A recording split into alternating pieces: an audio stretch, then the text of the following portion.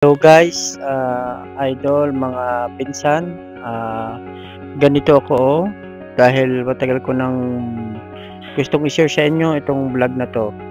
Dahil kung mga ako nagsusugal, malaki na ang natatalo sa akin, kailangan ko ng mai-share sa inyo. Kung pwede lang, itigil na po natin ang ating pagsusugal mga pinsan, pamangkin ko.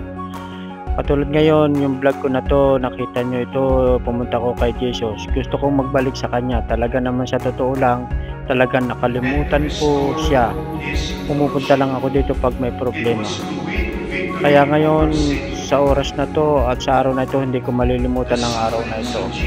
At talagang instead na ako ay pumunta sa sugalan, sa totoo lang po itong araw na ito, ako po'y nagsugal. Ako po'y natalo ng ano po, nasa halaga po na 600 euro sa ano po yun, nasa ano po yun, 30,000 po, pinatalo ko lang po sa sugal.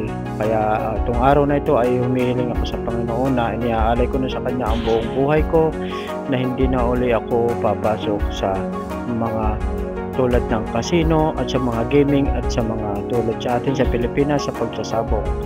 Talagang ipinangako ko po sa sarili ko at ibablog ko po ito at para po madinig ng aking mga pinsan, na alam ko na marami rin po akong pinsan at mga kamag-anak na nalululong sa sugal. Salamat po.